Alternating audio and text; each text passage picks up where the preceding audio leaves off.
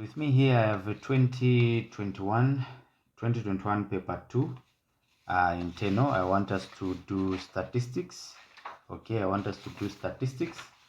So from here I want us to look at this part here. How can we answer this kind of a question? Answer this part of the question on a sheet of a graph paper. So how can we easily answer this without wasting our time? You get 6 marks. So let's begin. So you will need a graph paper. Okay, a graph paper of course looks like this. Now this is not the actual graph paper that you mostly use in your exam. This is just a graph paper for drawing, for practice sake, but it is of the same measurements and also included stuff. The usual paper for the exam, it has where you have to write your examination number, the center number and everything, but this one is just for practice sake, but it's one and the same. It has the same division of lines. So the distance from here to there is 2 centimeters, and when you check these to my single lines, there should be 10 boxes inside. Then you know that your graph is okay, and whatever you're going to do in it is going to give you good answers. So how do we then answer this kind of a question using this graph? So the first thing that we'll do first is, because you see, using the table above, copy and complete the cumulative frequency table below. So you need to copy this table on your graph paper and complete this table using the table above here. Okay, so we are going to complete these empty boxes, fill them in. Okay, so let's copy the table first. Let's copy the table. That is our first thing they're asking us to do. We copy the table on our graph paper. Okay, so after copying the table, you put the table on your graph paper like this. So now we need to fill these empty boxes here. So how do we fill the empty boxes? By using the table above in this question. Okay, this is a table above here. They want us to find the empty boxes by using this table. So what do? You can see they have started for us already. This is 0 to 8, 18, 33, 45, but we don't know this. So let's finish. So how to finish? You start with this. 0 plus 0 is 0. Okay, so you just continue. You need to have your calculator. This is paper 2, so feel free to use it and beat time. 0 plus 0 is 0. Then you say 0 plus 2. You see that? 0 plus 2, you get 2 here as your answer. Then 2 plus 6, you get 8. 8 plus 10, you get 18. 18 plus 15, you get 33. 33 plus 12, you are going to get 45. So from 45 here, we are going to add 45 plus this 8 there. 45 plus 8 will get 53. So this 53 is what we are going to put in this box here. We are going to put 53 there. Okay. Again, we continue. 53 plus 53, in this case 53 plus 4, again 53 plus 4, we get 57.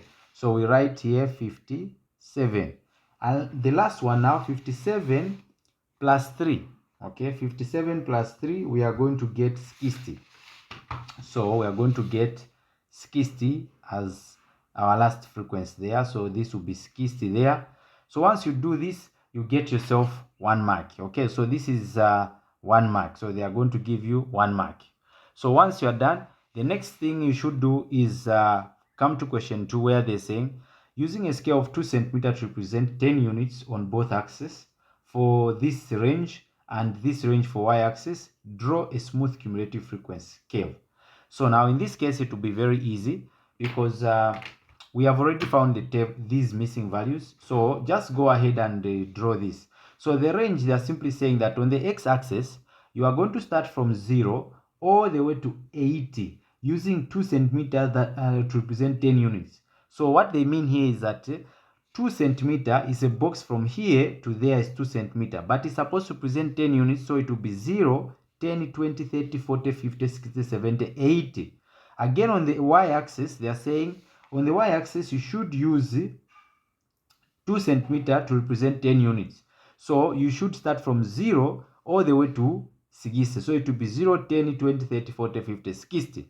And that will be the graph. So let's put our graph down here. So we start, before we draw, let's try to sketch without messing up. So we say 0 is here. We go 60 times this side on the y-axis and 80 times on the x-axis. So we say 0 is here, 10, 20, 30, 40, 50, 60 mean we will reach there. So we can move our graph in front. We'll have it there. So it will be 10, 20, 30, 40, 50, 60 there. Okay, good.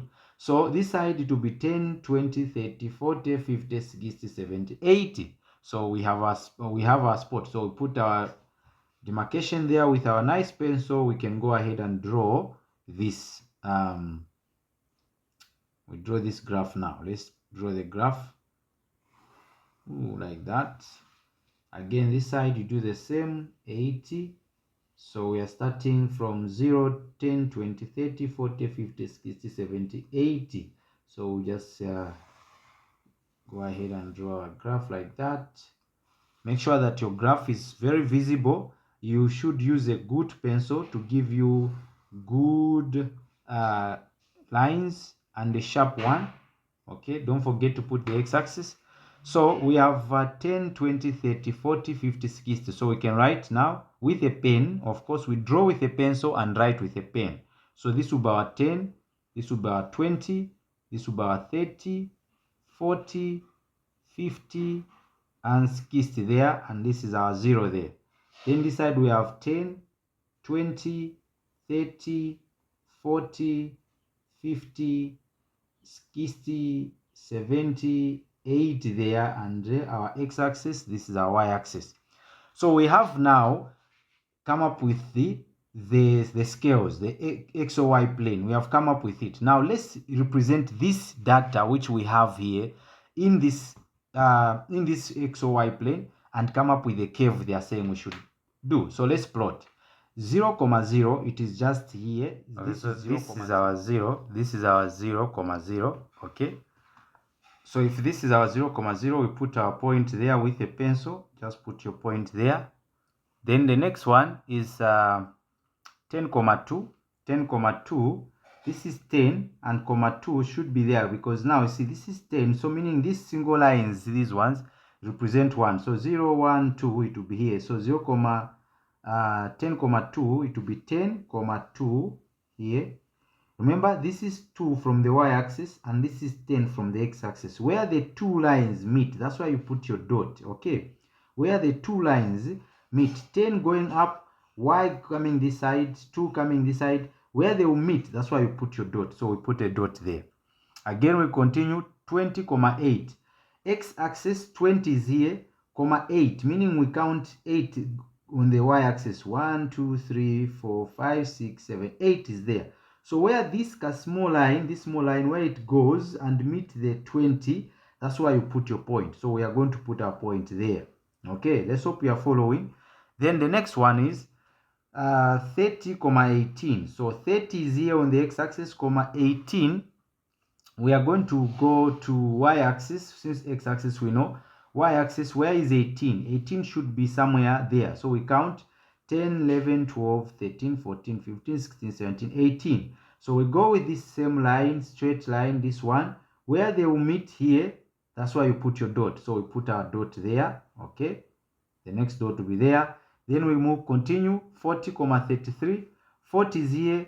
Where will be 33? This is 30, so 30, 31, 32, 33 there. We go straight until we reach our 40, 40, 33 is there. So we put our dot just there, like that. Okay, make sure that it's a nice dot that you draw a line that will pass exactly where you have put your dot. Then we'll continue 50, 45. 50 is here. Okay, 45, we'll go 40 here. So 1, 2, 3, 4, 5 there. We'll go with this line straight. Where they will meet there, that's why we put our point. So we put our point there. The next one is 60, 53. So 50 is here. 1, 2, 3 there. We continue going all the way to 60, which is here. So we put our dot there. Okay. The next one is 80. Okay, 70, 57. So 70 is here. 57 should be somewhere here. So 50, 51, 52, 53, 54, 55, 56, 57. So we go with this same straight line. Where they will meet there, that's why you put your dot. So this is 70 and this is 57. So they will meet there, you put your dot.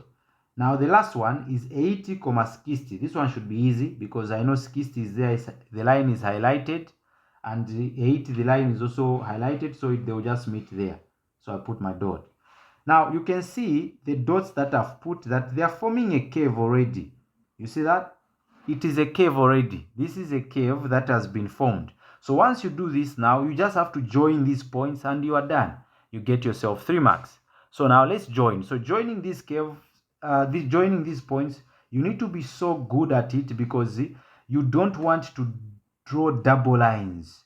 Okay, you don't want to join lines. What do I mean by joining? I mean like this. You join this and this and this and this, then you start joining. No, you don't want that. Once you do this, you will not get the marks that you deserve. So you have to be accurate. So you hold your pencil at least at this length, and then you check where is your strength. Is my strength starting up going down or starting down going up? Once you do that, you remember you can rotate your paper. It's free. You are in your examination room, so don't be intimidated and do the right thing. So let's try to do it. Hold your breath and just draw. Let me see. Where is my strength here? Yeah, or maybe like this, like that. Okay, I think my strength is somewhere this side, not this side. Okay, so let me start from here. I hold my breath and then I start drawing my line. Make sure that this line is dark enough. So you press, hold your pencil, no sketching, just draw.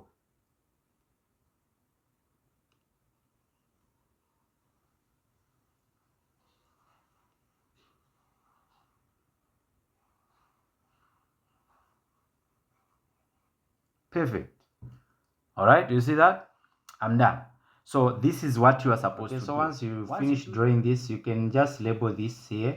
You can label this curve. What is the name of this curve? This is a cumulative frequency, okay?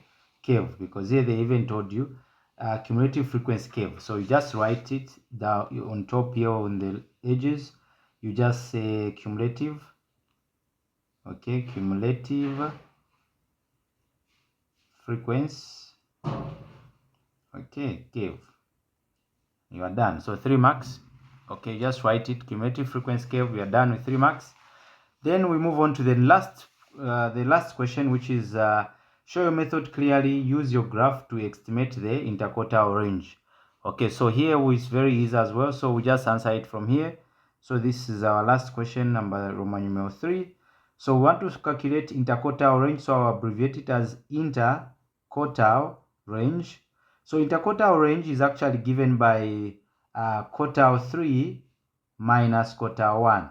Okay, that's how you calculate interquartile range. So you need to find quartile 3, then you find quartile 1, and when you subtract the 2, you are going to find your interquartile range. So how do I find quartile 1? So we are saying quartile 1 is actually found by 1 over 4 multiplied by number of frequencies that are there. Okay, so the least number of frequencies on our table that we have drawn here, we can see we have number of learners. We have 60 there, so we get this 60 there. That's what we put there. So let's calculate. We have 1 over 4 multiplied by 60. So using your calculator, just divide 4 into 60. How many times can 4 go into 60? That is 15 times. So this is 15. So we have quartile 1 is equal to 15. So now this 15 is not our final answer, no. We are going to use this 15 to find our final answer. So we go on our graph and find 15 on the y-axis, okay, and draw a straight line touching the curve and go down on the x-axis. That is your final answer. So if this is my 10, then 15 will be 1, 10, 11, 12, 13, 14, 15 there. So I'm going to just draw a straight line from here touching the curve, and I'll go down, and that will be my final answer. So I do this, very important, you do it. Okay, touch there, go down there again like that. Okay, this will be my final answer. So I can write here now, Q1 is equal to, what is the answer here? If this is 20, this will be 28. Q1 is equal to 28. So we have found quartile 1 as 28. So this is quartile 1. Once you do that, now go ahead and find quartile 3. So quartile 3 is the upper quartile, in short. So upper quartile is actually found by 3 divided by 4 multiplied by n, meaning 60 here. So we have 3 multiplied by 4 times 60. We know that 4 can go into 60 15 times. So we just have to multiply what is 15 by 3. So 15 by 3, we are getting 45. So we are going to get 45. Now this 45 is not our final answer. We do the same. We go on the y-axis, and on the y-axis we find 45 and draw a straight line that will touch the graph, and then we go to the x-axis. So 1 2 3 4 5, 45 is there. Okay, so we just draw a dotted line is preferable, just to show that somebody who is doing something neatly here. Then we go down on the x-axis like that. Okay, like that. We go down, down, down, down, down, and this final here is your answer. So you say quartile 3 is equal to 50. Okay, quartile 3 is equal to 50.